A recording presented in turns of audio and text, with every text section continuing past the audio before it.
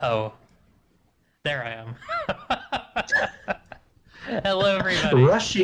Rushing on stage, our Just host. running as fast as I possibly fucking can.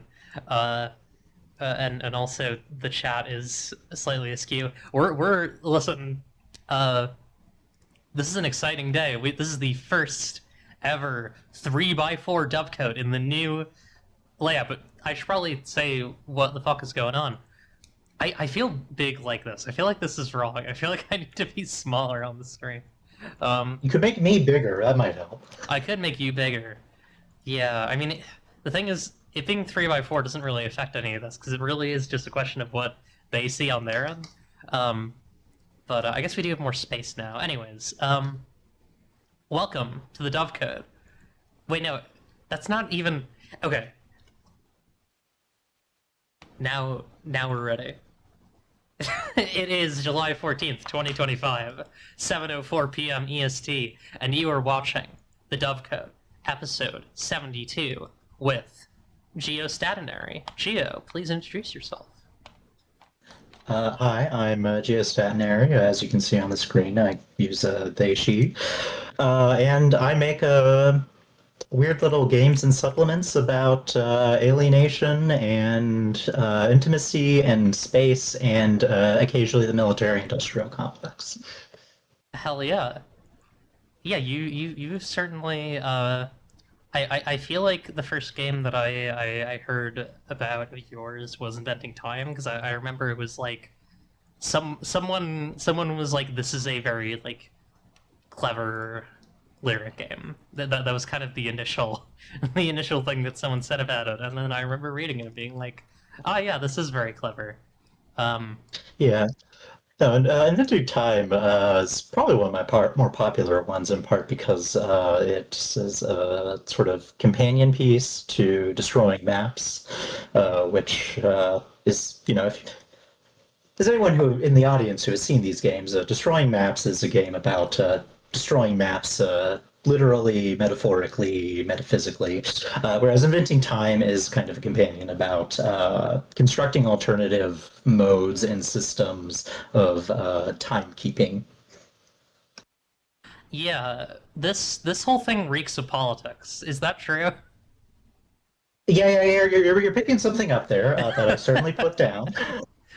Uh, I certainly have friends who will talk about the tangents I will go on discussing, like the tyranny of clock time. But yeah, there's a bit of politics in some of my work. yeah, I guess what like specifically led you to making destroying maps and inventing time? Oh, so God, I'm trying to remember when specifically I made them because I know Inventing Time in particular was written during around like pandemic lockdown. Um, because around that time there's a lot of people kind of talking about that breakdown of the kind of experience and perception of time, and I guess that you could probably describe it as a hobby. I have a personal interest, an ongoing interest in the design of maps, in how they encode information and ideology. I have a copy of Lying with Maps on my bedside table right now. Um, and so destroying maps is on a literal sense about, I joke often that it's like, yeah, this is my game about eating a road atlas. And while that is a valid way to play, it's more broadly about there are both maps in a literal sense as well as a lot of concepts and ideology that you can kind of understand in spatial terms about the interrelation of things and where they lie in regards to each other. And the sort of radical necessity of being able to break down those ideologies as well as understanding that you're just going to build a new one, but it's better to do that on purpose. Similarly, Inventing Time is kind of playing in that pandemic breakdown of time, and part of this interest too is with how we keep time, because the time we keep on clocks is a constructed artificial thing that developed particularly with like the advent and development of like rail travel as a global logistical system. Um, and this is also earlier in some of my, because some of you may not know that I'm a converted to Judaism about a year ago, and a very big concern in Judaism is kind of the construction of time. Because around this time, too, I was reading The Sabbath by Abraham Joshua Heschel, which has a really famous line about the Sabbath as constructing cathedrals through time, because there's one sense in which it's every Sabbath is one Sabbath, extending forwards and backwards through time in either direction. Um, and so that, as well as just kind of like the vagaries of like how the Hebrew calendar work, already had me kind of thinking on alternate methods of timekeeping and like the construction of that, and why you might make a clock or design a calendar or conceptualize time one way or another, especially given the sort of central role a sort of unified clock time plays in organizing modern society. And yeah, so it's a game about making up your own clock because time's made up and the clocks don't matter. Yeah, I I haven't read that book, but that is a really that's a really neat way of thinking about it. Sort of the kind of similar to the musical conception of like silence as silence as a note, or like silence as a, or not a note but a measurable thing. Um, Yeah, no, I actually, have you seen Sinners, the I have new not. horror vampire movie? Well, first you should see Sinners. It's really good, but it has not to try to spoil anything too much. It has this really good moment, this big scene where they kind of get really into the sort of way musical tradition connects people across points in time. And that's kind of another point, I think, of kind of in conversation with a similar idea of how we are constructing our understanding of the order of things across time, across space, across culture and tradition, which is a space I'm always kind of thinking about, even if I'm not making a game specifically about it the way I was doing with like inventing time. Hell yeah. Uh, I'm curious. Um, how does how does your work kind of like before and after this sorry, brain. How does your work before and after these two games kind of um reflect like those philosophies around mapping and around time? Oh, God, I'm trying to remember when I wrote the Luminary. I can't remember if I did that shortly before or after destroying maps. Because the Luminary and the Sarcophagus were two supplements for Beam Saber that I did. About the Luminary is about being a scientist who is entangled in kind of the military-industrial complex and big science. Uh, and the kind of ethical compromises necessary to work in that field. And then the sarcophagus is just all about, hey, I want to give you a nuke in Beam Saber, but I want to be really mean about it because you should Huh. not have fun with this. Good. Um, Yeah, and then, my most recent game was about, a tin toy, taking someone and saying there is no absolute self, there is no you, and we're going to scramble it about to fit into someone's whims. So, sometimes you do a fun one. Yeah, sometimes it's toys. I'm curious, or not curious. I suppose that I'm just like deeply fascinated by now a thing that I thought that I have not had before, which is like, oh yeah, a nuke is like a matter of mapping, right? Like there's so much in that's uh, about the space where the violence occurs, which is kind of fun. Yeah, and the other thing too is like nuclear technology, like any other technologies, is made of a series of logistical and like ideological networks. If you want to read about like nuclear command and control history, Command and Control is another book you can check out at your local library. Hell yeah. Um, yeah, but like there's a lot of work that goes into building these sorts of things. Another thing on my mind that was part of what went into like the Luminary is there is a AI ethicist whose work I rather like, Kate Crawford. She wrote a book called Atlas of AI that I think of a lot, but I was introduced to her work. So if you go to the website atlas.ai, she did work with a artist of making a diagram slash infographic slash map of the kind of material, conceptual, informational systems and resources that go into a like an Amazon Alexa answering a question, as done through like a Marxist framework.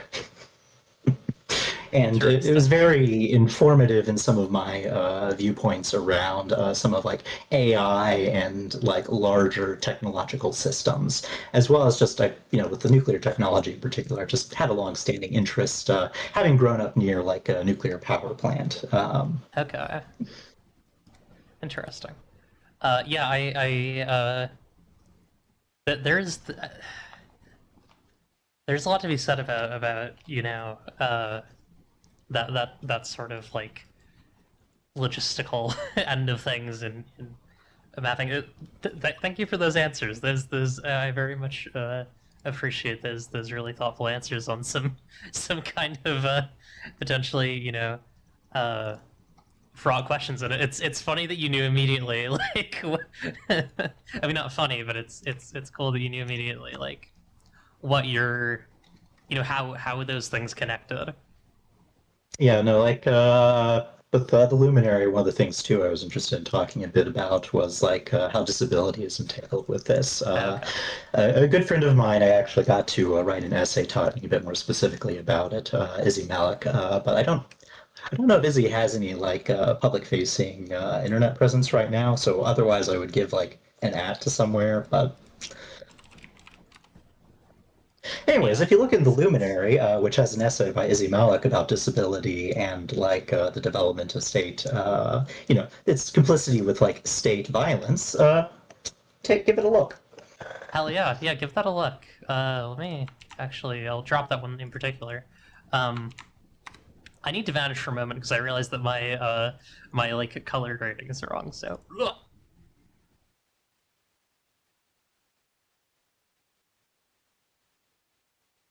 It's a question for the chat. What does an interviewee do when they're the only one in an interview?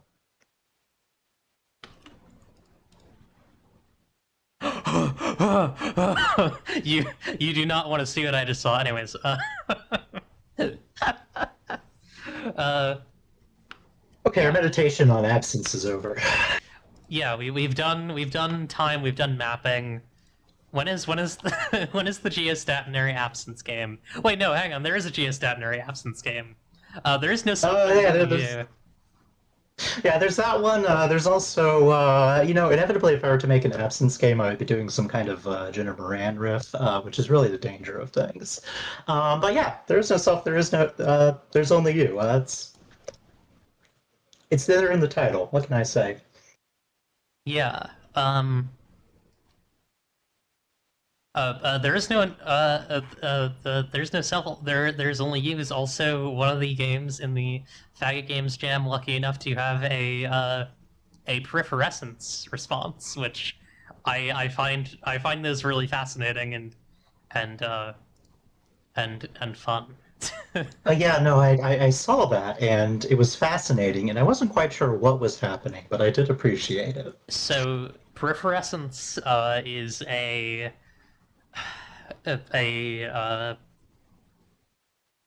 they've described themselves as like homeless, and they actually have asked like for folks who look at the like download their work to donate $5 to Food Not Bombs.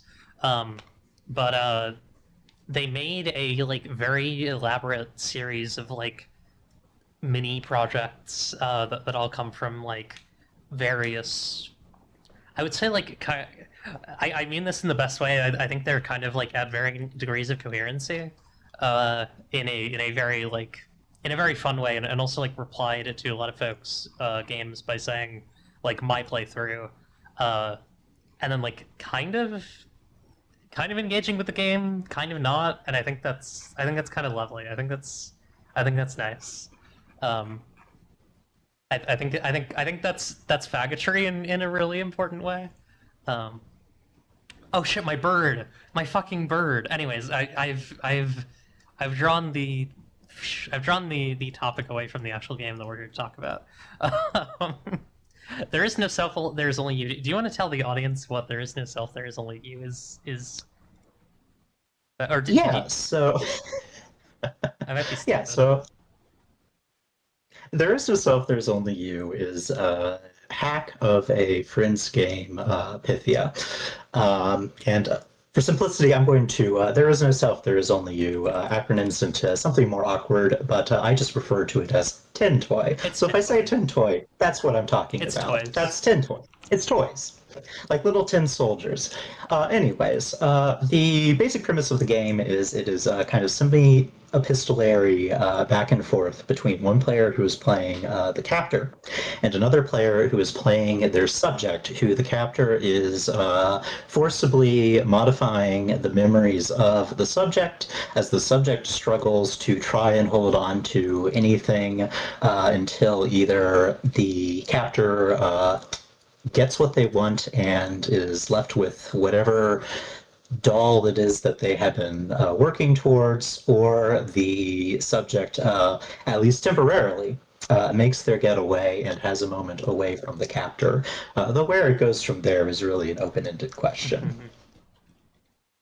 Yeah, I.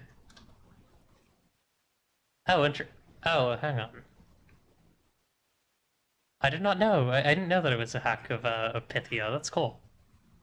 Yeah, no, the concept for the game actually started partially just from my own interest in the topic, as well as some friends in another server shooting the shit, and they're doing some bit about like force fem in like a Tinder queer direction or something. I forget what the specific thing was, but it had me Mhm. thinking on like the car I was you know driving to something, and being like, how would I do this? Because, like, the Force Film game is kind of a weird hole in the market, as it were. You don't see too many of them, at least until the Force Film Game Jam came about, which another thing you should check out if you're interested in forced feminization or weird little games. um, yeah, and so I was thinking about it, and I was like thinking of a couple different like things around, like, what if I did something with cards or with like dice or like with character sheets that you're tearing up. And then I remember, like, oh wait a second, a couple years back I helped a friend with like some of the safety and procedural stuff for a game that I still kind of like to describe as somewhat deeply evil, that I deeply love, Pythia, which is about a mech pilot who has given the government permission to make a copy of their brain, and has is basically checking the work of a government.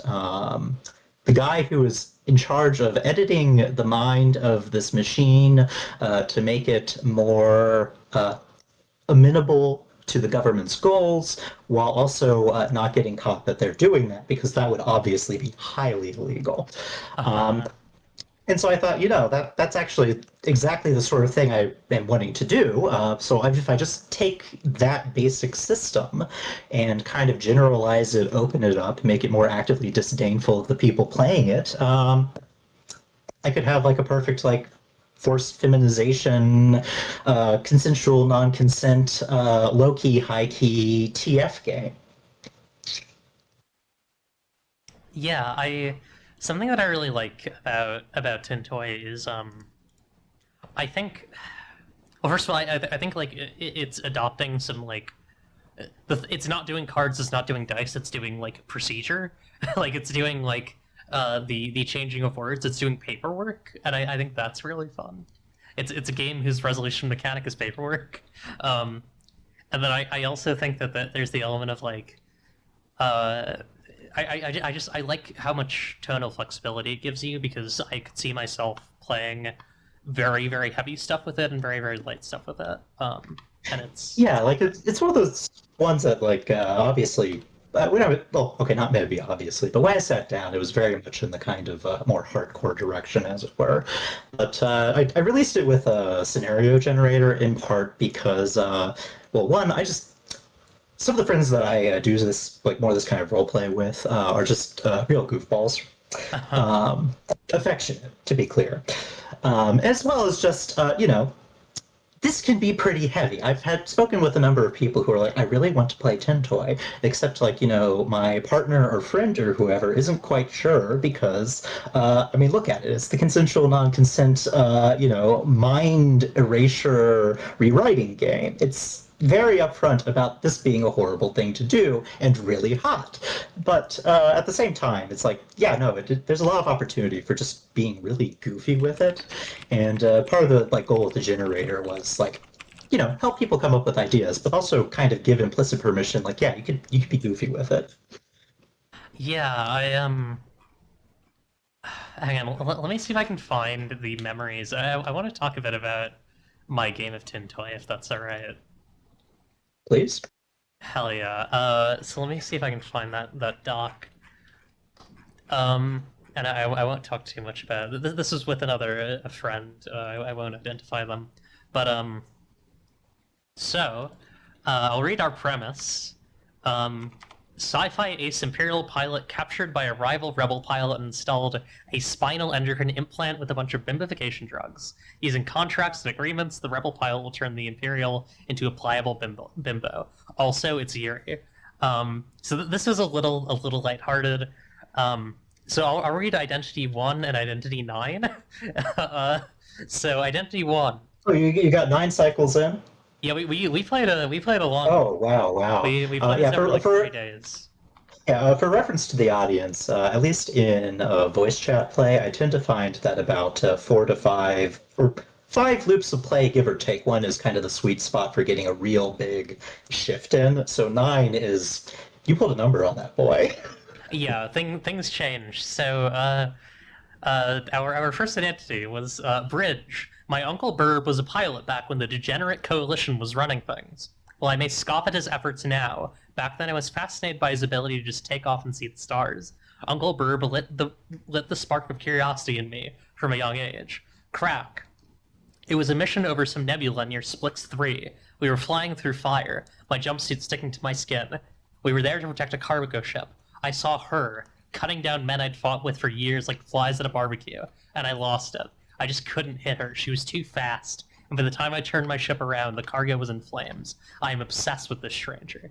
And then Pillar, when I turned from my family business of goog or crystal mining and went to a Type 2 administrator role at the Imperial Bureau of Decision, I noticed a discrepancy on my 4th day. I quickly informed my manager and administrator, who each advised me to do nothing about it. I went higher and told the Imperial Police, and I was given a military training voucher for my diligence. So this is very much that one fucking dude from Andor. Like we're playing with that sort of vibe. And then I'll read 9. Content warning: incest. so, my uncle Burr was a pilot in the Coalition. I was fascinated by his ability to just take off and see the stars, and the story he's telling me about it's worked. Uncle Burb instilled in me the values that led to me joining the rebellion.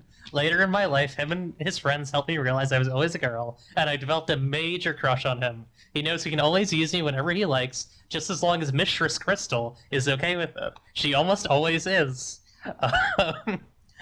Crack. It was a mission over some nebula near Splix 3. We were flying through fire, my jumpsuit sticking to my skin. We were there to protect a cargo ship.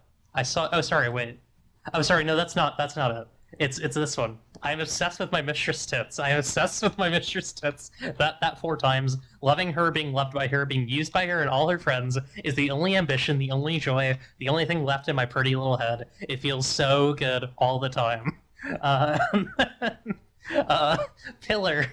When I first joined the rebellion, I developed a crush on my supervisor the first day. I quickly informed her, and she offered to turn me into the pretty, perfect, pathetic bimbo I am now. I love my mistress so much. Smiley face. So, yeah. Yeah, force-femming Cyril Karn Andor, basically, is the vibe. Smiles. Yeah, classics of Tintoy.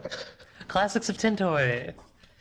Yeah, Yeah, really I have my own pile of records of play. Like, God, there was one where it's like we started off with a guy who made like amateur horror films with a group, and went over to his friend's house. Except, oh wait, he's about to get doll witch TF'd, and at some point or another, we just kind of stumbled upon like, no, we need to make this person have like this this erotic fixation on like the girl who gets murdered in the horror film, and that is like her. And so it's like, it's always interesting seeing how people go off in directions, myself included, of like, yeah, we weren't trying to do that, but suddenly things got really hot and hardcore.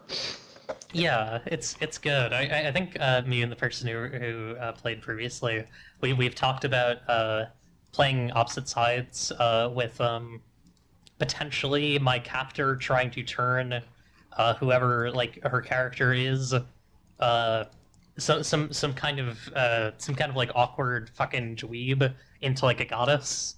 Not to say I'm necessarily always whatever. I don't need to get into my sex life on here. Yeah, I remember one that we did was person getting mind controlled, rewritten, etc. by like Office productivity software. And then Oh fuck. we did the playing with dolls ending, except it's then just her turning around and like brainwashing new people because it's it's just fun to play around with the format and stuff. Because that's the thing is trying to leave open the possibilities. Like, for example, I talk about it being like low key, high key a TF game because nowhere does it actually really talk about TF writ large beyond the feminization thing, except well, one, daily life just kind of gives you an open book for whatever the hell you're doing in there, and two, anyone who has been around like any sort of spaces where you're like reading like the sort of fiction that inspired this knows that there is a lot of overlap with like TF corruption, that kind of thing, just in the literature. Yeah, I think the spinal implant thing was a really good call on our end because it let us just go fucking wild with like physical TFs that kind of reflected the mental TFs. Yeah, Um, it's really funny doing the productivity one, and since you mentioned the spinal implant, because that's around the same time I played like the following week, Model Employee by I'm blanking out the studio's name, but the Of the Devil people, okay. which is about getting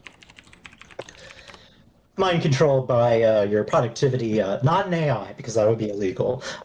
Software, not Amazon, in part through your spinal implant cybernetic that you got from like a horrible accident that put you deeply in debt, as one does. This happens all the time, and it's so cool, especially when she's so nice. He's, I gotta play this game. This game looks really cool. I hadn't heard of this before. Nth Hell yeah. Circle, that's it. Check out Nth Circle Games, another purveyor of toxic Yuri. Hell yeah, I love Toxic Fury. I'm realizing how the rhythm of the game makes me think a lot of the Lath of Heaven.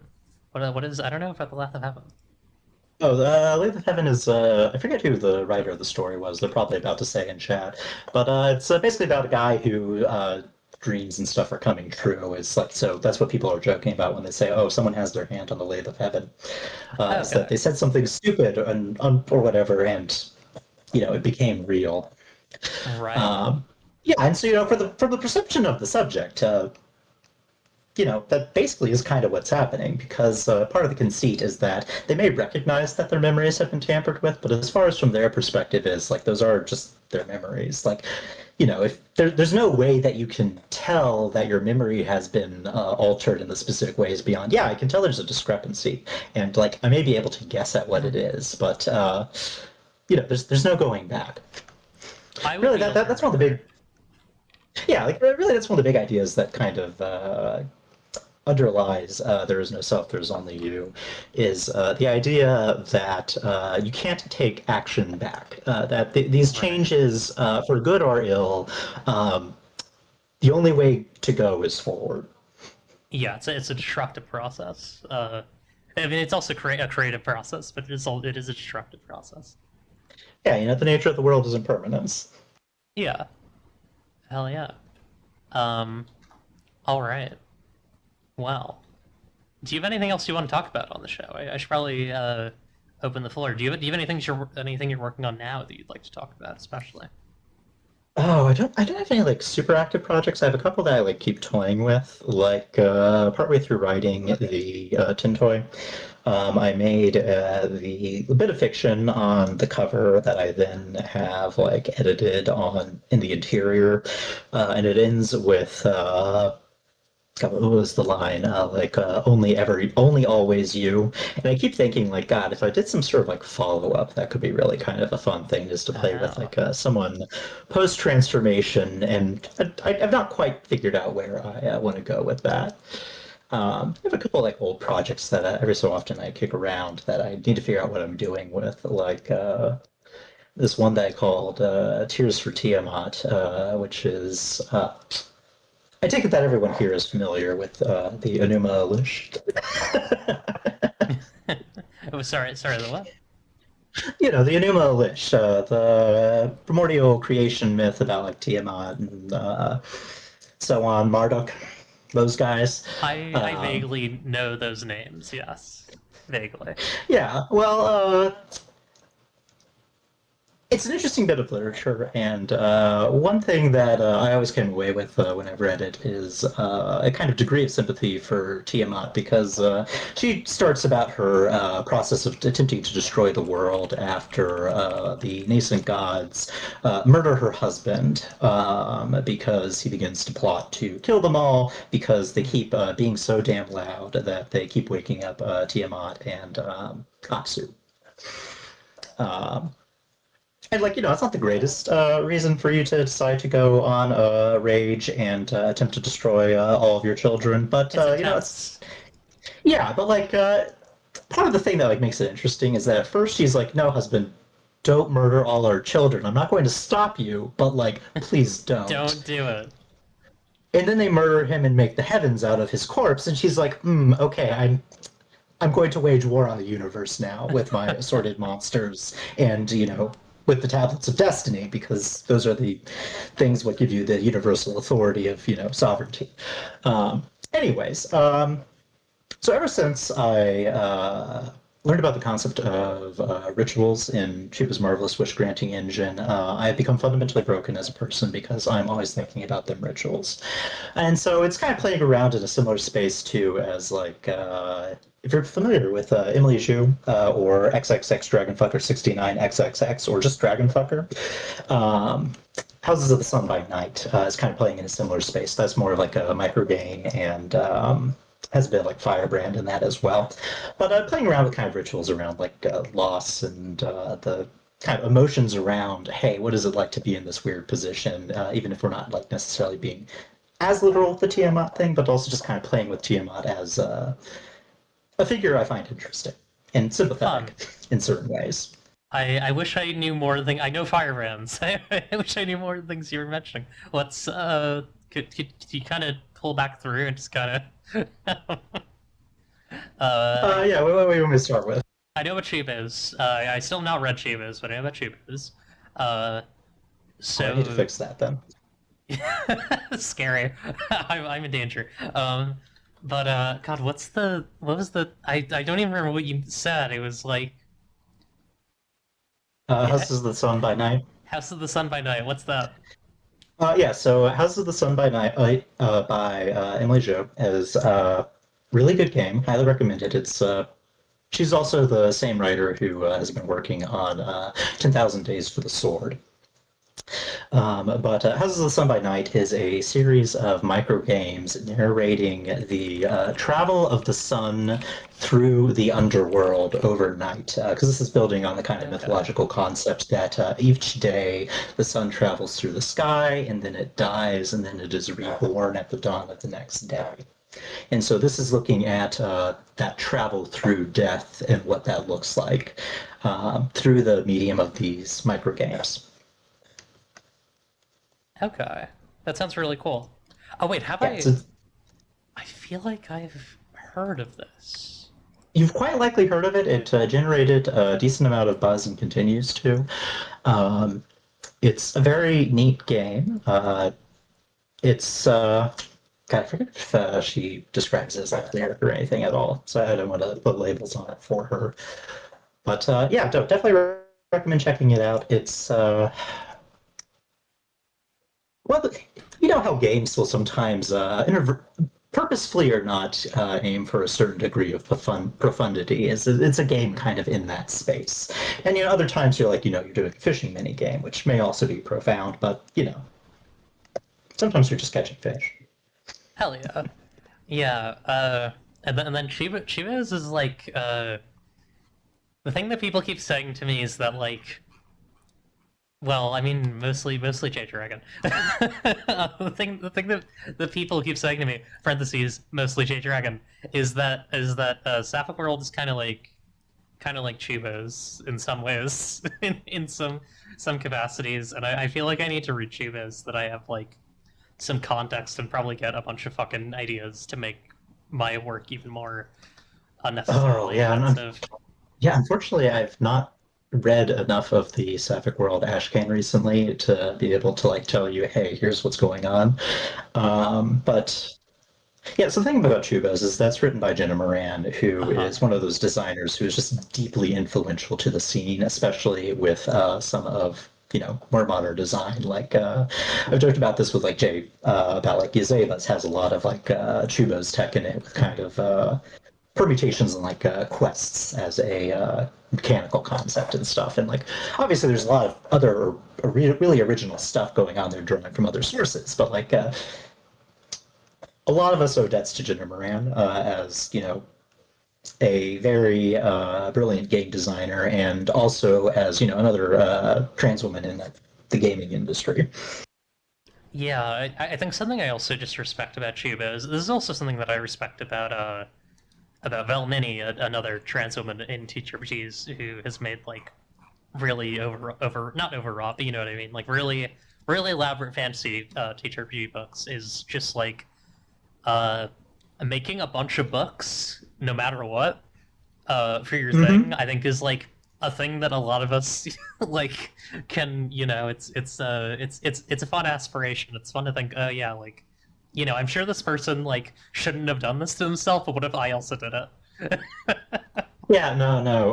With Jenna, it's a funny story because we're pretty sure that she may have been cursed around publishers. At one point, a number of us actually semi-jokingly did like a curse-breaking ritual for her, because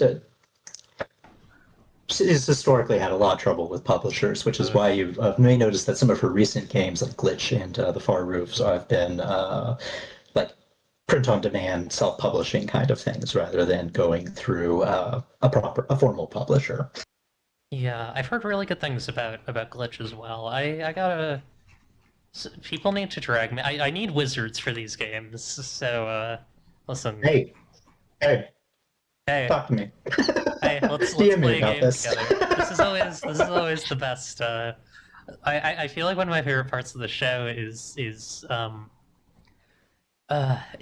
so tricky because like there's a degree to which I think a lot of TTRPG stuff these days is like a lot of TTRPG industry stuff, a lot of con stuff is networking.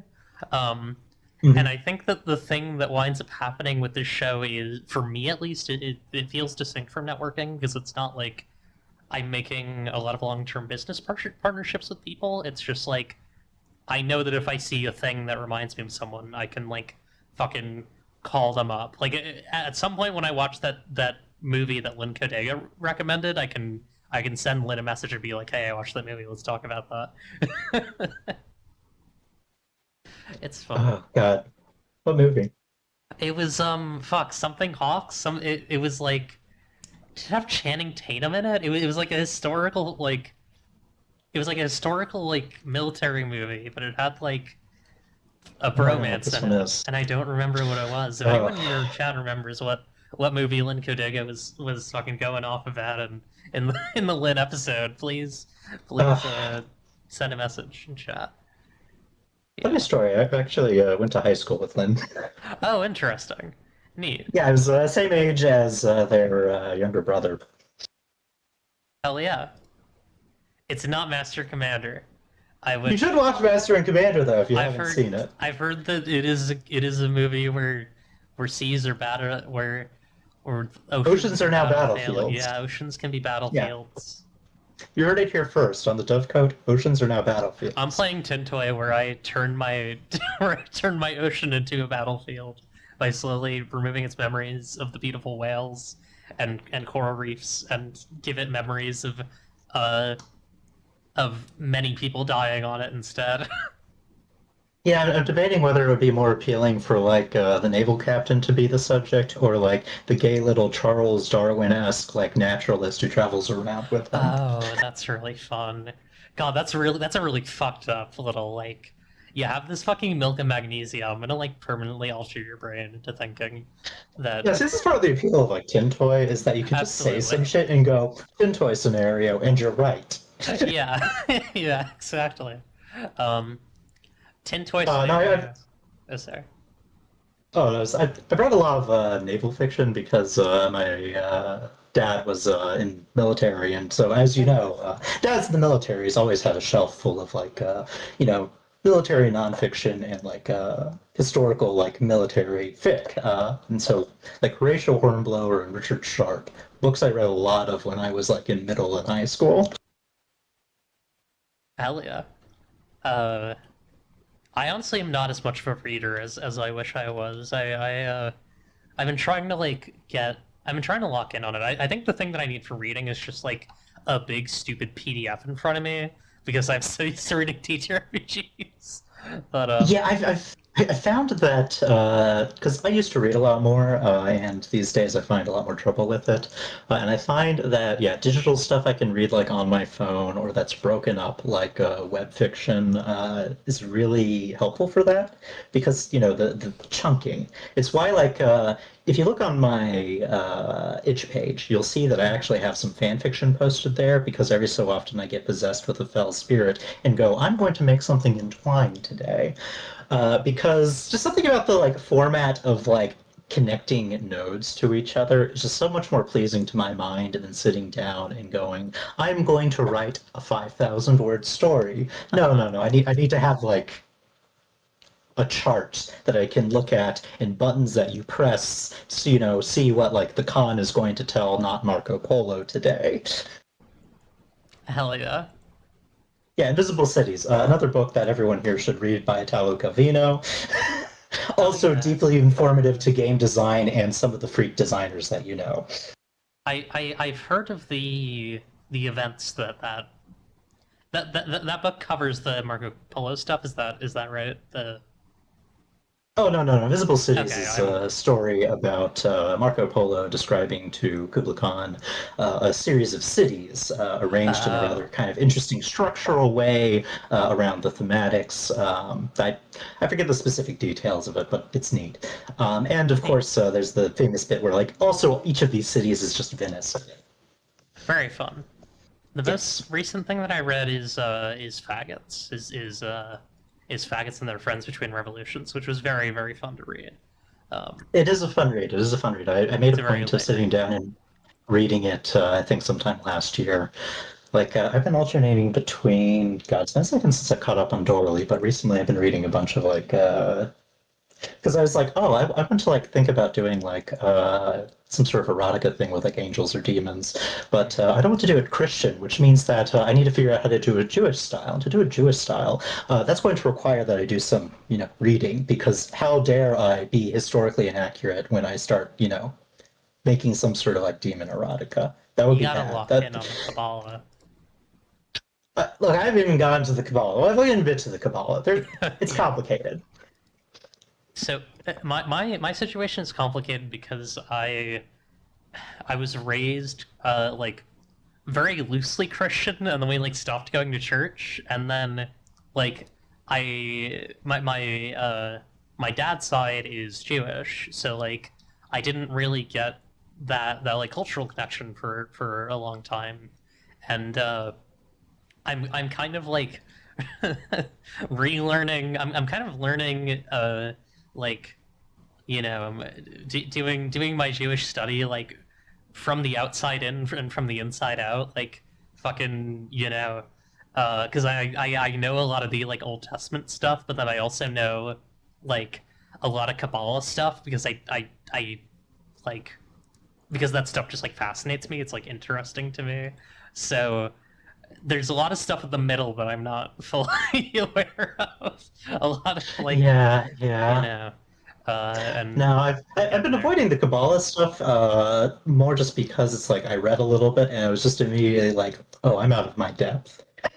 It's pretty awesome. It's listen, It's like yeah, it's like I see it and it goes like this is all these things like you know I joke about it a lot obviously since you know some of you have probably seen me joking about it, but also it's like I do take it seriously too, you know. Mhm. Um, because yeah, like with me, it's like I was raised ambiguously Protestant, mostly like Assemblies of God stuff, but like not per se.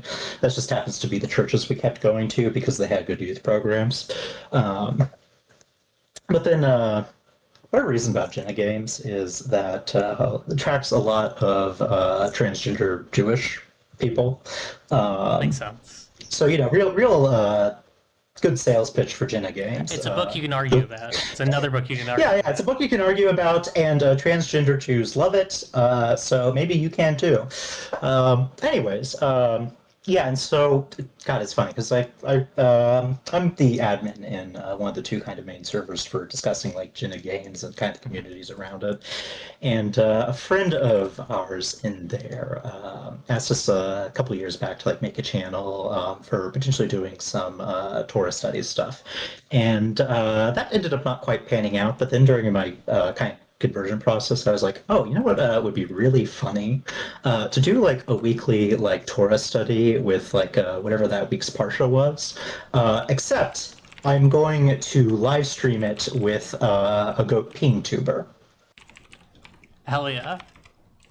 And so that's just been a really interesting experience of like, yeah, we're in like a tabletop, community, but we're also just all a bunch of like real friends. And also we have this like fucking Torah study group that we're constantly like going into and doing stuff on a weekly basis. And that's been really interesting in terms of like community and yeah, just learning about this stuff with people because, you know, it, community is kind of a core part of the experience of Judaism. Yeah. I need to. Here's the plan. I'm gonna get into Chubos so that I can be in those servers and not be out of my depth, and then I'm gonna join the Torah study group where you. Oh no, I will send you an invite and we will drag you down to our depth. Awesome. Very exciting. All right. Hell yeah. I've also sent you a copy of Sapphic World, complete fucking mess. Well, not really. This is actually probably the least messy version of Sapphic World there's ever been, but it is. It has some inconsistencies because I feel like I have a copy kicking around because the same thing happened yesterday when we did the playtest for "Fuck Me Like I'm Stupid." Is I was like, I don't remember if I have it. Buy it and download it again, and then like try to save it, and it's like, you already have this file. And yeah, it's like oh, one. okay, cool. Awesome. Hell yeah. All right. Well, shall we get into? We have very very light news today. Shall we get into it? Sure. And I think we'll take a break after the news because it's pretty light today, and yeah. Let's see. So this should work properly. Mhm. Yay! Yay! Okay. All right. So we're gonna look at first the. Oh god, that's funny. All right. Well, actually, first, hang on. Things need to happen before anything else happens. The main thing. Chorus the Newsbird coming in from a Torah study with a PNG tuber. I'm sure it was a nice time. and then we're gonna look at the news. So the first thing here is the Ennies. The Ennies, any nominees were put out. How am I gonna do this? Yeah, we're just gonna make these fucking big. So I guess we'll kind of do the thing that I often do with these, which is like shout out any that you want to acknowledge, any that like are notable to you that you know of, because that's kind of all you can do with a lot of these sorts of things. Yeah, like it's always interesting when these lists come out because there's, you always know like abstractly that there's this whole other chunks of the scene that you only see bits of, and there's nothing like awards season, especially when you are in deep on like weird narrative indie shit and stuff, of being like, oh yeah, like I don't know, what is Darkhaven? I've not heard of Darkhaven. Or let's build a tower, a mythic Bronze Age adventure in Babel. Zeeb. Anyways. Yeah, we like Zeeb. I'm scrolling down my own one because I am obstructing a bunch of. I keep seeing people talk about Mythic Bastion. Like, Yeah, me too. I've heard good things about Into the Odd, but I've not actually gone around to reading it. Mythic Bastionland seems good. I will probably be a little bit I will probably always be a little bit biased against it just because like I saw a bit of that Quinn's video and I didn't quite I think I thought it came from like a slightly misguided place in terms of like talking about the OSR. Um, It, yeah, there's a lot of things we could say about the OSR, but I'm trying not to be too contentious here. yeah, I think there are a lot of things to say about the OSR. Comma, one of them is not uh, like people are. One of them is not. It is a bucket of crabs competing against each other. Um, at least in terms of like the indie OSR, the cool Yeah. OSR. Yeah, Stewpot, let's see. Oh, which I Land of know. Eam. I keep seeing Caleb Hewitt, a Oh, friend of mine, the Triangle Agency guy. yeah, He Caleb keeps talking Strange, about this one. friend of the show. Uh, Pendragon, Map of King Arthur's Britain. They're still making stuff for Pendragon? I didn't. Is Pendragon like still actively developed? I don't know. Oh, his Majesty the Worm. I We talked about that with Josh. Oh, God, his match. I have Friend of the show. a secret book club with some friends, so don't ask about the details. But we did read His Okay, Majesty yeah, the Worm, and it came weird book. yeah. It's interesting. I gave it a lighter read through, but it's neat. Yeah, yeah, like it's very it is what it is with some weird but expected missteps. Is kind of the way I Hmm, would describe it. fair enough. Uh, trying to think, see if there are any of these that are like surprising to me. Um, I'm Let's see. glad Okay, that there's Stupid again. I'm so glad that Eat the Right came out last year, so I don't need to talk about it again. Because it showed up so many times in the last one, and that Oh, interesting, I gotta write a interesting. blog about that game at some point because it pisses me the fuck off so much. Okay. Oh, good, good. This is a safe space. Cool. Yeah, yeah, yeah. Uh, Yeah, yeah. That's it's part of a that there's this family of games that are like not like in terms of system and stuff, but kind of like just games what do that sort of thing that I think about sometimes that friends have talked about. yeah. That yeah, there's a lot of feelings, not great feelings. Let's I see. I do yeah, Stupod again. Yeah, shout out Stupid. to Takuma. Shout Love out. their work. Yeah, Stupod. I have a copy on my bookshelf back here. Um, Yeah, God, Bremen seems cool. I still kind have of not read Bremen. intrigued by this one that's called Teeth in all caps, False Teeth. Kingdom. I feel like it would either be immensely disappointing or kind of cool. I hope Last this Train to Bremen, of has course. gendered. I No, it doesn't appear to have gender. Sorry. yeah, yeah. Last Train to Bremen. Gotta shout that out. I just Hmm. want to play tests with that. I've known Caro for a long time at this point in the Hell yeah. scene. It's a really cool game. I almost fucking beat the devil.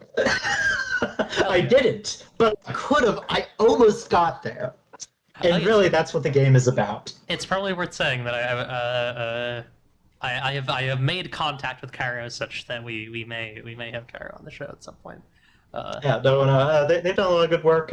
You may also be familiar with, I'm sorry, did you say Street Magic? Which, yep, good as game. a note, I did write a scenario for that in the supplement that they put together. Hell yeah. Um, yeah, but it's a really cool game that I have tried and failed to get a group together for repeatedly because I really want to use it to like set something up for another game, and just the games keep falling through. It's very Ah, unfortunate. tragic. And there's Um, Triangle Agency. Everyone's talking about Triangle Agency. it's a cool and good game. I made a character for not as in I wrote something for it. I made a character for Triangle Agency, and then the campaign didn't go anywhere. um, but it seemed very fun. Yeah, like it. I have sort of mixed feelings on it. There are many axes on which I think it is a lovely game, but like when it all comes together, I feel it doesn't quite cohere in the way I want it Hmm. to. But a lot of that is really like my own sensibilities. Fair. Yeah, but yeah, that's God. Looking at the art list for this is like they really do have like some all-star like artists on here. Yeah. Kanesha Bryant is someone I've been following for ages because I really love their work. Let's see if I can find the art stand. Yeah, best cover art. Ba, ba, ba, ba, ba. But it's the Best monster adversary seems like a weird category. Like, yeah. how That's do like you such a determine specific that? one. How do you judge that they're the best? How do I get Sapphic World on best monster adversary for? I don't know. What's a good fucking Sapphic World creature? the Tulkoni, the fucking little rabbit that uses psychic walls to keep you enclosed in a small space so it can beg you for treats. Yeah, that's That'll pretty fun. yeah. Um yeah.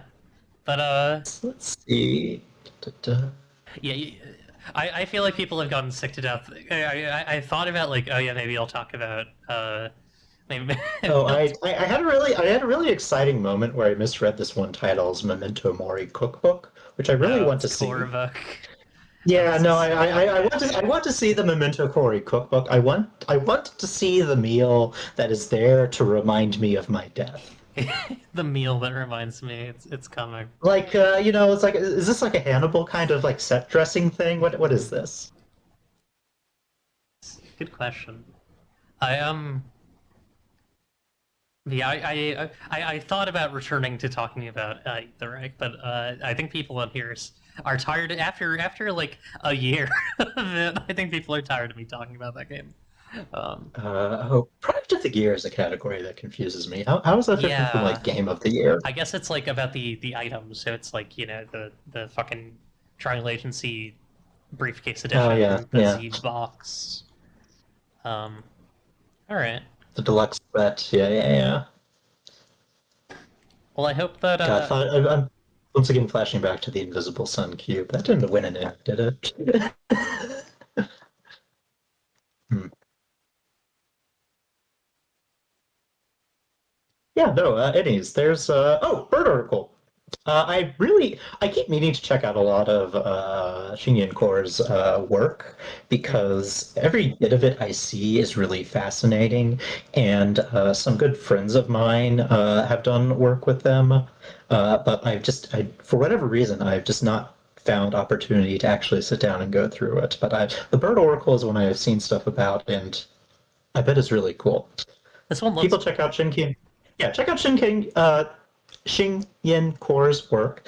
They do a lot of stuff with like keepsake sort of games and physical stuff. I think they recently did like little Godzilla short film versus Paul Bunyan with hand carved wood puppets. oh hell yeah. Yeah, yeah, no. So check them out. Another good artist. Is there going to be a bibliography at the end of this? I I feel wish like I need a bibliography. I wish there was a bibliography. I've tried to do show notes in the past, and it's just like it's not tenable unless I went back and edited every episode, which I may do at some point. That's not going to happen right now. But yeah, that's that one, and then just a really fucking quick one. Uh, there's a No Ice in California bundle on itch.io. For what mixed feelings I have about like big bundles broadly. I do think this is a good cause because I don't know how deep I want to get to this, but like the work that I do outside of TTRPGs, that my day to day work is like has made me so deeply aware of the ways in which ICE and like the threat that they pose to immigrant families, to immigrant children, to immigrant adults, to immigrant mothers, fathers. Uh, it like it makes it the system that immigrants in this country in the U.S. have kind of been faced with is already impossible enough, and now like they are constantly aware that even trying to interact with that system, quote unquote, legitimately is going to like, possibly threaten them, and it's extremely fucked up. And I think you should do every single thing that you can in, uh, you know, to give power to folks who are, uh, giving significant legal and you know legal and financial aid to folks who are who are in those situations. Yeah, so TLDR, there is no future for America without the utter destruction of ICE and the Republican Party. Yup. I think it's kind of funny that we have like two different Jess Levine games in the top 10 games on this list. I wonder what happened to that's the case. Shout out to Jess Levine, and also Yeah. Riley Ruthal, since they did just finish up the Going Rogue Galactic 2 week Kickstarter or backer kit or whatever platform recently. Are there two Um, separate Jess Levine games? Fist. Oh wait, no, Fist is Claymore. You've been I keep thinking of fooled. Planet Fist. You've I've been been fooled bamboozled. by Planet Fist, the different game that is not Fist. Planet Fist is also great. Jess Levine, I've been fisted. yeah, Jess Levine, a good friend of mine, friend of the show. Uh, uh, Pretty awesome. Yeah, I somehow I've not directly met Jess despite having like multiple opportunities, I feel. Oh yeah, Dream Askew, Dream Apart. Classic, deeply influential. Love that. Avery doesn't miss. What can I say? Avery's awesome. Jess, I just Well, want and to. actually, okay, Avery and is it what Benjamin Rosenbaum? I don't know. Yes, Benjamin Rosenbaum. Cannot talk about Dream Askew and Dream Apart without also talking about the co-writer Benjamin Rosenbaum, probably because of their own influence on the work, and also because Dream Apart is a game I would like to play at some point as the sort of like specific niche of very specifically Jewish games. Yes, me too. I actually have not played either of those, which is funny because I've made two. Neither have I, despite everyone making new ones. We love to Oh, make. have I been good? Yeah, have I been good? There's Jian Shim, another friend, lovely person, artist. Yeah, Jan seems cool. Yeah, Jian, check her stuff out. I should Another probably great actually, person. should probably actually look at these and point these out because there are definitely some of these that I. Oh yeah, Tanya Floker, be seeing you. I don't think Tanya's been on the show, but friend of mine, for sure. Yeah. Oh, 1990X Complex. That's Thursday Grow, another friend of mine. She actually, her big kind of introduction on the scene was like shortly after the Emotional Mech Jam with Feathers, which is another belonging outside blogging hack about fallen angels. Oh yeah. Bombing or Graffiti Sandbox, Devin Wiersma was just very nice to me around the time of that first Queer Games bundle that I was involved in, and Bombing is also just very fun. Bombing 2 is also very fun. That's on itch and Steam. I've run into like 3 different Jian Shim games now. Oh hell yeah! No. Emotional Mech Jam was really such a watershed moment for kind of the modern online game scene. It changed a lot. Yo, Stranger's Just a Friend by Darling Demon Eclipse. That's awesome. Oh wow! I bet that's really cool. I bet the author's really cool. I bet she's so cool. And hot too. And so hot and so fucking sexy. I'm seeing if I can find any. Because they're definitely, I don't know who's submitted stuff in this, but like, I'd love to. Oh yeah, Crush. Actually, anything by Titanomachy in here. Give those a look because Titanomachy is someone I've seen around, but I'm not familiar with their work offhand. I've been seeing them though. I need to check them out. Yeah, I need to bring them onto the Dovecote. That'd be fun. They're cool. They did the Titty RPG Jam, which was right. Awesome. Oh yeah, there's a Stranger's Just a Friend on my own screen. Yeah, and they also did what was it? It was a game of Mecha Hedonics for the Fag Jam, which I thought was just having not read much of their other games. It's just a really I didn't read that one, but the word Mecha Hedonics did stick in my mind. Yeah, it's a mech game that like kind of tricks you into thinking it's going to be like an elaborate mech game, and it is like almost pretty. It is pretty directly a game about like having sex and like trying to eat each other. It's really good. Very important activities for anyone's love life. Wisharai, that's by I've never actually been sure how I'm supposed to pronounce it. Zavid. It's like XAVID. Anyways, another friend from Jenna Games. This particular one is Lo-Fi Miraculous Power Sets compatible with Chuba's Marvelous Wish Granting Engine. I haven't actually read that one that they put out. I probably shared it when it came out, but I need to. As with anyone, my reading list is immense. Yeah, fair. Oh, Spindle Forever. Hell yeah. Hell yeah. Sasha Renaud. Spindle. Yeah. Shout out to Sasha Renaud, primary person behind Spindle Wheel. Yeah. I always forget who I've actually had on the show and who I haven't. But yeah, so a friend of the show, Yeah, Sasha. yeah, we yeah, love spindle wheel. I have used it for erotic roleplay because Fuck there's never yes. no end of stuff you can do with an oracle deck. Also, What's God, this? Discord 0 point. Immortal Lich Henry Kissinger. What is this? Oh, someone made their own like little scratch version of Discord. That's really cute. Oh, Sorry, I was just okay. kind of exploring one of these. Yeah, yeah. I mean, what else are we going to do with this other than talk about Yeah. like complicated feelings about massive bundles? Like, Okay, I think I've reached the bottom. But yeah, cool games. there's Everything a is going lot to of be them. okay by Ellie and Ellen is so fucking good. If you're a trans woman, I both recommend you play this, and also cannot recommend you play this. Which game? Everything is going to be okay by Alien Melon. Um, Yeah, I don't trust a name like that. What's going on with that one? uh, it's a series of like little motifs with little fucking bunnies that like explores like mental health and depression, anxiety, like social suffering in the internet age, like uh, mutual aid culture. Like it explores a lot of things from a very like critical but also like kind of cutesy angle, and I really really like it. Okay, okay. But yeah, games are cool. Go get games. I say if you Yeah, want we are to. strongly pro game at the Dovecote. Pro game, anti. Well, I don't know. I don't know what the Dovecote is against.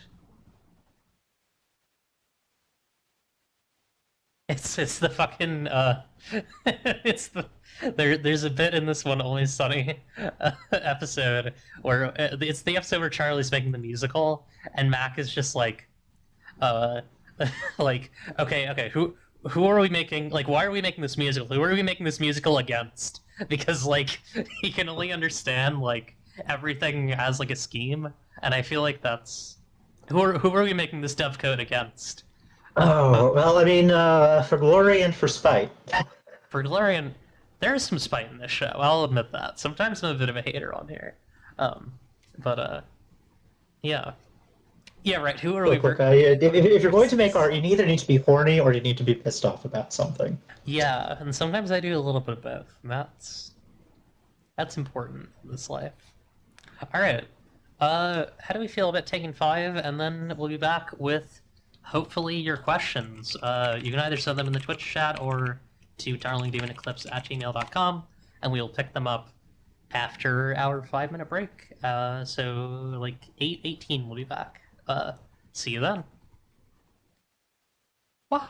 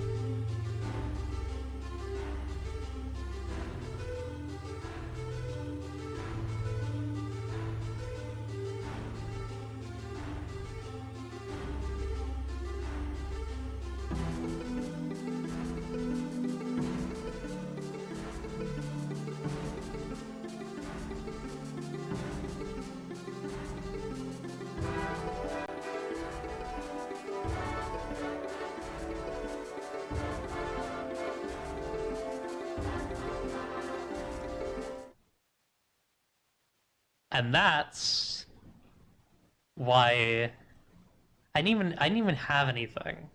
I didn't even have a fucking non sequitur, and I just fucking launched into it. But no, And that's why, if anyone asks you, if one chicken has 1 foot 50 feet away from the coop on one side and 1 foot 50 feet away from a different coop on the other side, you should throw the person out of the room who asked you this question. that's true. Um, we have a question from Lane and Kite. What's your dream blunt rotation or equivalent? Fuck, dog. Oh, God, the problem with this sort of question is just that I'm pretty straight edge when it comes down to it. Hmm. Like I leave all the blunts and stuff to my boyfriend. So really, like, I don't know, chilling out with my boyfriend always, aping whatever CBD concoctions. Always a good place to start. Yeah. Yeah. Also, well, I didn't wrap. Abraham Ibn Ezra would probably be pretty interesting to put Hmm. into that. Shout outs to 13th century Rabbi Abraham Ibn Ezra. Uh, May you always be a hater. Good. For What's those unfamiliar, Ibn Ezra is a Torah commentator known for, amongst other things, one, being very particular and interested in like the language of the Torah, and two, this is the one guy I can think of offhand who has like called a man a bitch multiple times in the commentaries that I've amazing? seen. What's the did what's the fucking God, I'm trying to look up this story. Um, yeah, the fucking do you know about the Shammai Hillel story uh about the Roman who wanted to be taught how to uh wanted to be taught the Torah on 1 foot? Yeah. And Shammai beat him with his builder's measuring stick, and Yeah. Hillel was like, "Yeah, I'll just sum it up in a sentence, and that's the sum of the Torah." It's awesome. It's really good. It's a good one. Uh, yeah. Who? Okay, so definitely, I would definitely want Lilith because she's my horny weed goat. Um, We're doing blunt rotations, okay. so definitely Lilith, and then I I have think to pick two. like yeah, like the demon Lilith would also be fun because Uh, part of the midrash with her thing is in addition to getting pissed off from like Adam, mhm. she started to like run around the world, and God was like, okay, I'm going to send 3 angels to like get you, and Lilith was like, no, I know how to use the divine name, and just like told them off, and then God was like, look. This is how it's going to be. And she's like, okay, in exchange, I am going to be taking y'all's children. Good. And yeah, that's where the little Tim came from. My okay, so Lilith, and then I Vashti Bunyan. I think older Vashti Bunyan. I don't think I want young Vashti Bunyan because young Vashti Bunyan would be like, why are you still living in the cities? And I'd be like so fucking pissed off. Um, Who is this? she is a musical artist from. She had a very short-lived one-album career in the 1960s, um, where oh god, how in depth do you want me to go on this? Because I could fucking ramble for a bit. Let's keep it high level. We still have Okay. presumably at least one other question to Yeah, so answer. so so so, so Vashti Bunyan and her then husband were traveling from Britain to a commune in Scotland, first in a car and then eventually via a horse-drawn wagon. And so she wrote this whole album that was written like during the journey. Now the album's very happy and like kind of pastoral and idyllic, but the part that is like not really included is that when she got to this commune, there was no one there. It had long since been cleared out. This like artist commune in Scotland, and so she um like the her album didn't sell very well, so she just stopped doing music for 35 years. Um, and then or no, sorry, not 35. longer, I think. No, I guess it was like 30 something, and then in like the late 2000s, I think. I guess if she's in the 60s, I don't know. And point being, she did like two later albums in the late 2000s and mid 2010s, which are both really good. All of her albums are really good. So that's my fucking that's my second, and my third fucking person I want to smoke weed with, probably my sister, probably my older sister. So the Yeah, reverse question we received. Oh, sorry. I was gonna say, yeah, my sister is too straight edge for smoking weed with, unfortunately. Fair.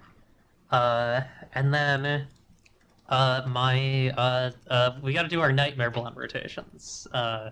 Which Oh, niner Eternal blunt Fart haven't rotations. asked. Yeah, let's see.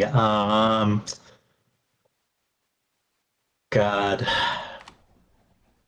I'm trying to think of terrible people I know.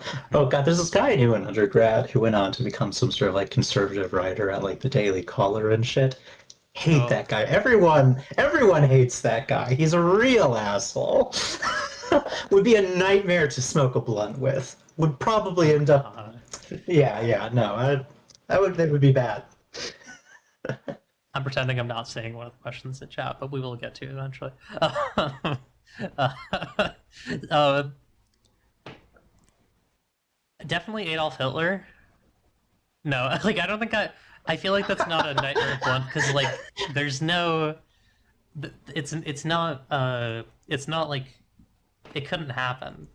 Um. Uh, I feel like I've known some like T boys who I would just kind of an amalgam of like the worst T boys is is it is I think just like one of the worst, one of the nightmare blunt rotation people. See, I'm fortunate in knowing pretty blunt, friendly T-boys. Hmm. I just know some very cruel and strange and listen, Oh, I but can not be a like bit of a not like. misanthropist, some trans No. misanthropist. Okay, yeah. Fair. God, what are other horrible people to smoke a blunt with? God, honestly, my sister would be pretty bad to smoke a blunt with just because I feel like it would make it weird, even though she's very supportive and everything. I just, Okay. she's very straight edge. What can I say? Fair. Oh God, fucking Bun, my friend slash ex Bun, who I stream Half-Life 2 with occasionally. I think she would be really bad. I think she would go really little mode in a blunt rotation. Oh, God, I'm thinking of someone who I think would be a nightmare in a blunt rotation, but I am not going to name names out of a vague sense of professionalism. Fair enough. But Um, you ever know a person who you just cannot have a conversation for very long with without like either feeling like somebody is either deeply misinterpreting something or being like a passive aggressive asshole on purpose? uh-huh. Yeah, it's someone like that. Yeah, my last one's gonna be Grant Howitt. But see, if we're doing polls like that, I would probably pick like Oliver Darkshire, but that's for Awesome. different reasons. Sorry, everyone. Sorry. I just thought it was a very funny thing considering reading some of the later questions. All right, so we got to slam through these. Okay. Favorite tin toy scenario you didn't run? Favorite tin toy scenario you didn't run? Yes, this is a. The problem with this question is that there's an endless wealth of riches that I have not run, even though I have run a few of these beautiful gems. Probably the one that I've actually tried planning is I did have plans for a like angel, purification, like reverse corruption kind of thing, but it's still corruption because that's what the word means. That I have the plans for, but have not yet run, and like keep having trouble actually getting time to run it because you need like a 5 hour block to do it on voice if you don't want to like break Mm, it across. But yeah, I want to do some of that angel shit, whether hell or not yeah. it's accurate to like the Jewish folklore, doing different angel shit. Different angel shit. Hell yeah. Okay, here's a question. Please tell me which fictional or historical figures you would most like to run a tabletop game for. Let's each do two. Chubos if we need a specific one. Oh god, historical figures to play tabletop with. I mean, I'm going to include Ibn Ezra again as a freebie, but I don't think that counts.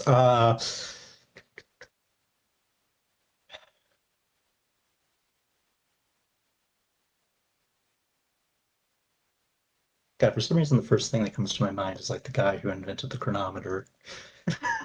The right sort of Yeah. obsessive to develop incredibly accurate clocks to measure longitude for navigational purposes. Feels like someone who would either absolutely bounce off or get way too into tabletop. God. I have mine immediately, and I would not play. I would not run for them together, but Understandable. Ronnie from Elden Ring, because I feel like she would get it. Oh, I forgot. Oh, I forgot. Fictional characters are Yeah. allowed. Yeah, no, Ronnie would be great. Ronnie from Elden Ring, and then my other one is H.P. Lovecraft, just because I would want to hear him talk about how his fighter has how his fighter has like a proper genoid or whatever. Like I want H.P. Lovecraft to be like 1850s racist at the table, and I want to kick him out. Yeah, I want to go back a second. I want to add Ronnie to my blunt rotation. I imagine she would Yeah, be. Yeah. Oh, I think H.P. Lovecraft would be interesting to put into like a game of 7-part pact. Oh yeah. You just have to be careful with his Really, delicate constitution. yeah. But like, really let him pop off, and then we, beat him with hammers after. Yeah, hell yeah. Let's see, other characters or people.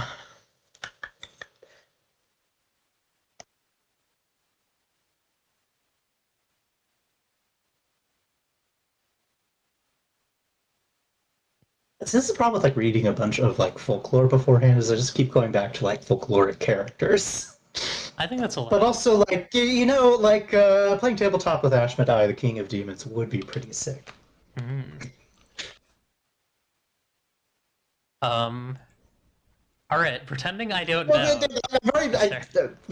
Let's say Nova Figura is talking about archetype characters you're running to this board. It's like okay, yeah, like we could come up with our gacha characters too, but like you can't just ask me to like you can't just ask me to like pick someone from a fictional character and remember any of them.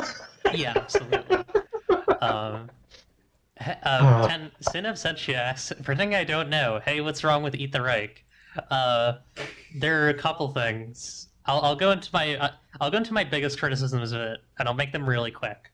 One, it has a whole section about not doing blood libel, and then like pages later explains how the coffins that you use to drop into Berlin are sanctified with the blood of nuns.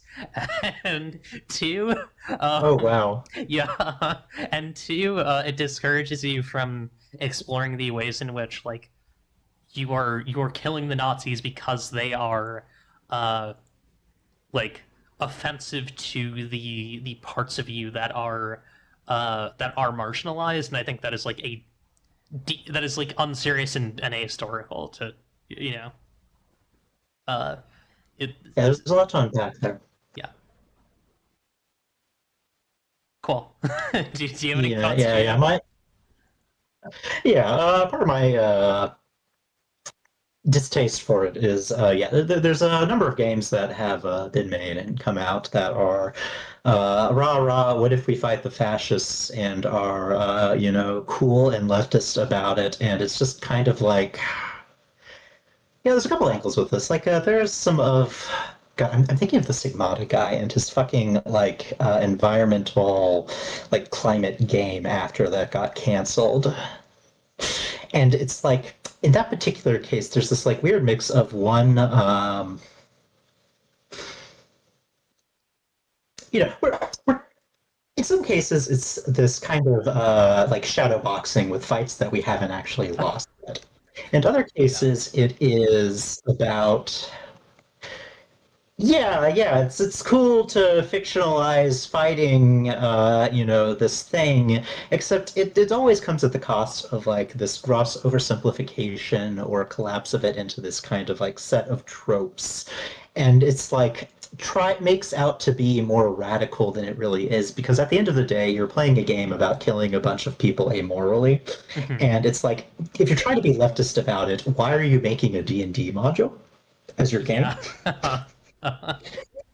Like it doesn't actually like get better to murder people in mass just because you said, oh, they're Nazis. It's like, well, there's a lot to unpack here, isn't there? Yeah. I absolutely agree with that perspective, that point as well. I think that's a good one.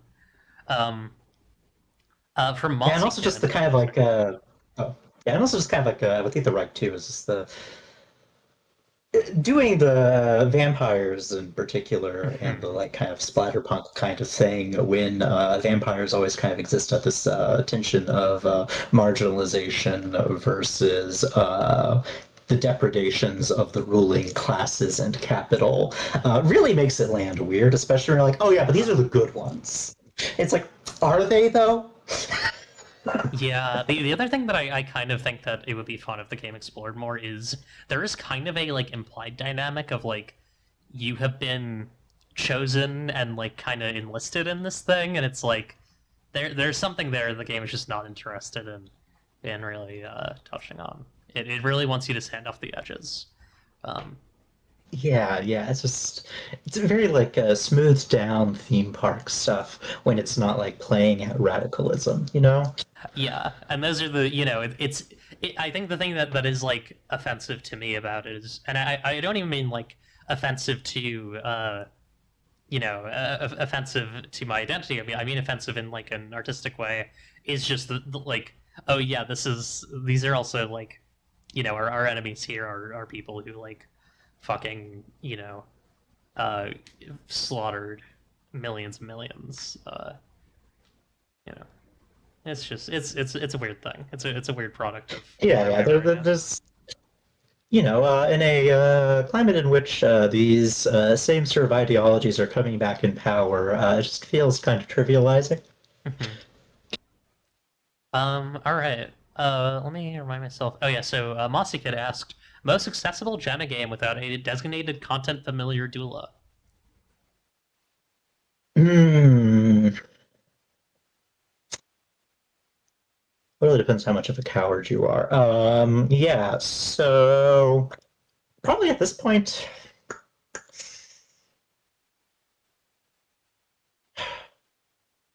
yeah, see, the thing about this is like Jimmy games are infamous for being something that you either like get or you just bounce off of. So like any answer I give will be 100% wrong for like a good third of the people listening. Mhm. And I myself am so steeped in the brain worms that I'm not necessarily the best at this. I feel like so Wrath of the Far Roofs is her newest, and Mhm. it has some weird mechanic stuff involving like Scrabble tiles and stuff. But it is at the end of the day using kind of a streamlined version of Chubo's system, which I think does help it a lot in terms of that. I do also think like so between like Nobilis like 2 and 3 and like Glitch, there's a big jump in terms of like mechanical crunchiness. Mhm. And I sometimes wonder if like Glitch is kind of paradoxically more accessible for that because earlier like Nobilis does a whole lot with kind of the ambiguity of when she says a thing that is just kind of there's not like a clear delineation between like the fiction and the rules as it were, like it does what it says on the tin full stop, whereas glitch has a lot more kind of mechanical delineation, and so it has a lot more crunchy fiddly bits, But as a side effect of that, it is also a lot more kind of specific about what things do or don't do.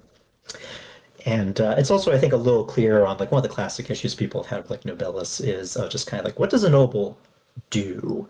Whereas Glitch, you can kind of point out, well, they're just doing slice of life shit until the universe intrudes and some asshole divinity is like, hey, I need you to pay rent. Hell yeah. Thank you for the recommendations. Um, did If I you want the miss? evil, insane answer, I'm going to say WTF, wish that you're just fatalist, because even if you don't understand it as a game, if you read it enough, it is an incredible treatise on like tabletop theory. Hmm. Here we go. Or wait, I'm trying to find that one. Is it this WordPress? If you're looking for WTF, yes, it's probably on our WordPress On your page. page, WordPress thingy? It was never formally published. It's technically a draft. There's the thing. Um, hell yeah. Well, does anyone have any other questions? We will continue to take them. Did I miss any? I feel like there were some I that were think like not quite questions, but I feel like I saw one other question at least, but I don't have the ability to scroll chat. yeah, that sounds. Quackle peekle quacklo, quackle peekle. If you asked a question and you feel like we have not answered it, please, uh, fire an orb at me. Or Um, if you have any fiendish new questions to bedevil us with. yes, grant us thine questions. I would like to answer every question. You never told me which Arknights characters you'd run Chubas for. That's true. Which Arknights characters would you run Oh, Chuba right. for? God, it would be God, which squad is Krangle? Is that what, A4? R4? I can't remember the squad designation offhand. But yeah, we already know that like Cruz, Fang, Beagle, Lava, and like Hibiscus have some gaming going on, if I remember the like room decorations correctly. Uh and it's always fun to have a polycule at the table that you're running stuff for. Hell yeah. God bless. Oh, so no one asked me, but the warframes that I would play TTRPGs with are uh, Garuda would be too edgy. You need like team players. I don't really Oh, I'll play. play it with them too. Awesome. Sorry, Okay, you answer in chat. I like you. I don't play Frost, but you need Frost on the team. Um, I think you need Marilena, but you also need like who's Marilina's girlfriend in this case? Like because or not Marilina, Ureli. Ureli is going to like get really overwhelmed if she doesn't have her like girlfriend there to kind of lead her arc a little bit. She's kind of one of those players. Um, Can I pitch you on Avara? yeah, I think Avara is because they both got the jellyfish thing going. Uh, Yeah, they got the jellyfish thing, and I also just imagine like Avara being like very stealth centric is very calming when she's not sniping people. yeah, and then You have to be very even level-handed when you're level-headed when you're a bow sniper, invisible jellyfish frog girl. yeah. So we got Frost, Yareli, Ivara, and I feel like I feel like Zaku would kind of fucking serve. Zaku would be like someone who reads like the intro to the book and is like, "Hey, can I be like, one of the like the like exiled swordsmen of like the Dragon King who's mentioned here?" And you'll be like, "Hell yeah." Um, so those are mine. Awesome. Any other questions from folks? We will take them gladly. And if there are none, then I think we may call it a night here. Because we are certainly in a nice at a nice point to do so. Um, Yeah, asbestos would spit on you or something. who is asbestos? So if you Google asbestos Arknights, you will discover Huh. a slimy beanpole of a woman. And I do want to emphasize that when I say she's slimy, that is like a diegetic thing. Yeah, She she has a has a talent goop. about it and everything. Yeah, because she's a salamander kind of Okay. person, and she also her whole thing is being a huge asshole. Awesome. She's a woman who hates you because she simply enjoys being a hater. Um, and also, she has a skin where it's like, this is a woman who owns latex. Is she the best arts defender? I'm just like they're like YouTube video thumbnails in this in this in this Google search. She's pretty good at it. She has certain perks compared to other arts defenders, but arts defenders as a whole are pretty niche. I see. Uma Musume, yes or no? I don't do the Uma Musume. I have room for one phone game. That said, I do appreciate Agnes Tachyon, and I really want someone to tell me whether or not she is allowed to do performance-enhancing drugs. I would sooner kill myself than put a horse on my computer. Understandable. My girlfriend was amused by that one. All right, and I think at that, I think we're gonna wrap up. Is there anything besides? I've presented your itch and some games within it. Do you? Is there anything else you'd like to mention or promote before we raid out? No, I think if you check the bibliography, you'll find plenty of reading to take forward Hmm. to the next Dovecote. Yeah, and we will. There will be a test. But for There will now, be a test. yeah. For now, I'm gonna raid my good friend Lily Rue. She is. It seems like playing Street Fighter 3 Third Strike, so go check that out. And have a good one, everybody. Bye. Bye.